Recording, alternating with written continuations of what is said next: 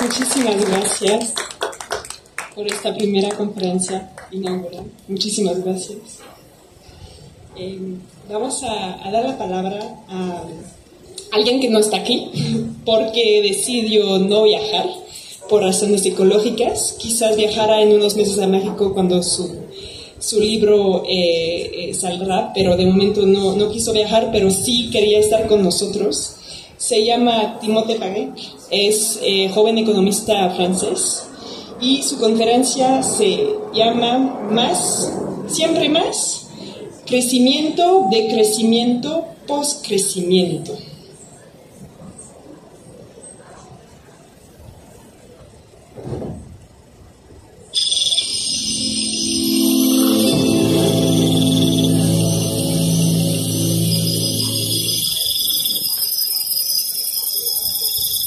Bonjour, je m'appelle Timothée Paré, je suis chercheur en économie écologique à l'université de Lund en Suède et je travaille sur les théories post-capitalistes et notamment l'idée de la décroissance et de la post-croissance que je vais expliquer aujourd'hui. Alors, nous sommes en train de vivre un basculement majeur dans notre vision de l'économie. Après avoir été l'objectif prioritaire de notre modèle de développement pendant des décennies, la croissance économique est de plus en plus remise en question. Et en effet, la poursuite de la croissance dans les pays à haut revenu se heurte à trois limites.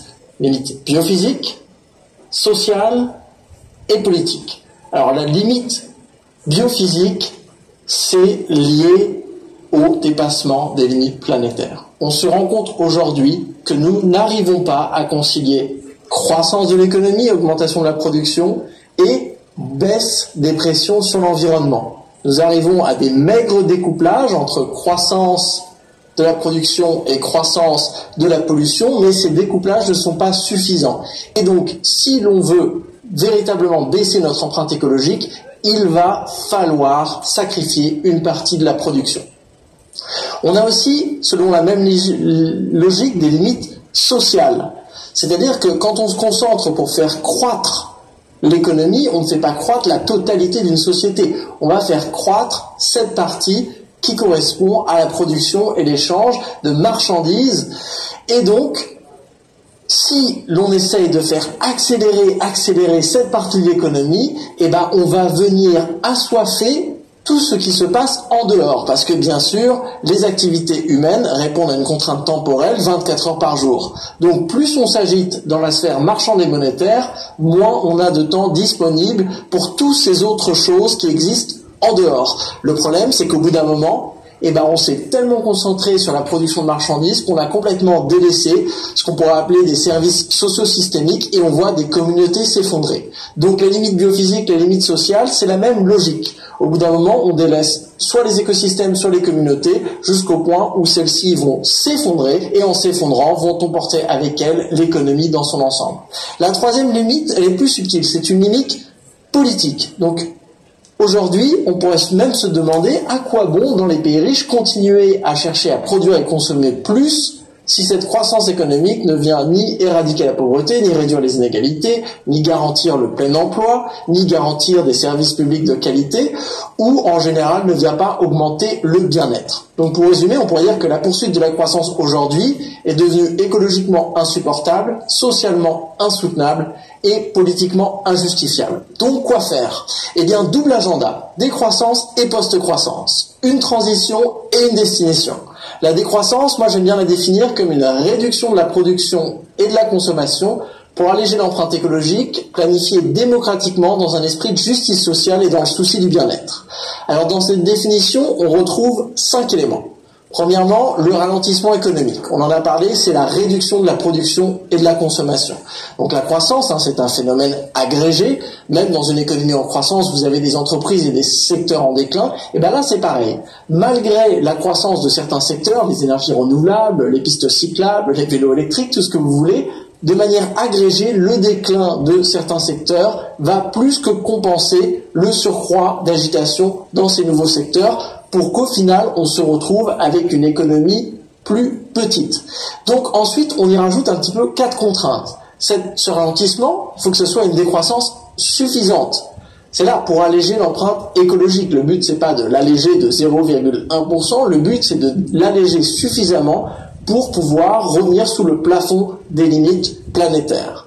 Cette décroissance, elle doit être planifiée démocratiquement, c'est-à-dire qu'elle doit être maîtrisée. À la différence d'une récession, qui est l'accident d'une économie de croissance qui n'arrive plus à croître, la décroissance est une décision volontaire, concertée, intelligemment organisée pour arriver à que justement ce ralentissement de la production se fasse de manière juste et conviviale. Donc là, c'est les deux derniers éléments, dans un esprit de justice sociale et dans le souci du bien-être. Donc une décroissance d'abord qui doit être proportionnelle. Aujourd'hui, on voit bien que nous ne consommons pas tous la même chose, et donc la décroissance dans des pays en surconsommation et en surproduction, et aussi chez des ménages qui consomment beaucoup, va pouvoir permettre un surcroît d'activité dans des pays du Sud qui sont, eux, en sous-consommation et en sous-production. Donc là, c'est cette idée de la proportionnalité. Et finalement, dans le souci du bien-être, c'est une décroissance sélective. On ne va pas choisir dans le noir toutes les choses qu'on va arrêter de faire. Il va falloir avoir une discussion démocratique pour se demander, ça c'est biens et services essentiels, on les garde, ou même on les développe, on les fait croître, et d'autres choses, on peut se permettre de sacrifier. Donc ça, c'est une grande discussion démocratique sur les choses que l'on veut garder et les choses dont on pourrait potentiellement se passer. Une fois qu'on a organisé ce grand régime macroéconomique, on se retrouve avec une économie qui est plus petite. Et là, on passe sur le chantier de la post-croissance. Moi, la post-croissance, j'aime bien la définir comme une économie stationnaire, en harmonie avec la nature, où les décisions sont prises ensemble et où les richesses sont équitablement partagées afin de pouvoir prospérer sans croissance. Vous remarquerez la symétrie avec ma définition de la décroissance. Là, on a toujours 5 éléments. L'économie stationnaire, c'est une économie en équilibre économique. C'est-à-dire que votre production et votre consommation, elle peut être en légère croissance, en légère décroissance, ça peut osciller, mais ça ne retrouve jamais des tendances exponentielles, que ce soit à la hausse ou à la baisse. C'est une économie à l'équilibre. Et cet équilibre, il est défini en respect de la capacité de charge des écosystèmes.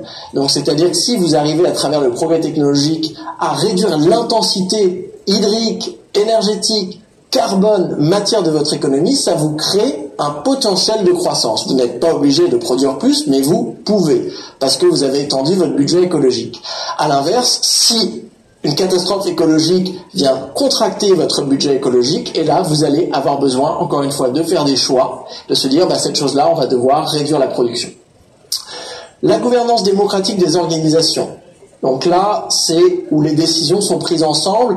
C'est un choix incontournable, en fait, dans une économie du bien-être où, vu que c'est écrit nulle part, on va devoir constamment faire des arbitrages entre productivité économique, soutenabilité écologique et convivialité sociale. Donc il va falloir, au sein des municipalités, des communs, des coopératives de producteurs, d'usagers, des entreprises, des gouvernements, des biorégions, avoir des forums démocratiques qui nous permettent d'avoir une économie résiliente qui s'adapte à son contexte écologique et social.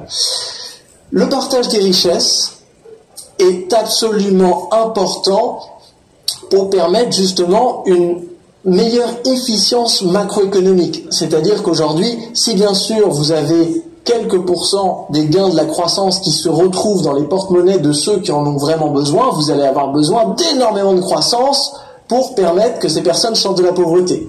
Alors que si c'est le contraire, la majorité des gains de croissance se retrouvent directement là où on en aurait besoin, on voit bien que les besoins en croissance sont beaucoup plus faibles. Donc ici, le partage de richesses est une condition sine qua non pour pouvoir avoir une économie stationnaire qui puisse, et c'est le dernier point, prospérer sans croissance. Alors là, c'est un point extrêmement important, c'est l'économie du bien-être. Et c'est là qu'on change vraiment de vision de l'économie. C'est-à-dire que dans le paradigme de la croissance, l'économie, c'était là pour maximiser des indicateurs financiers.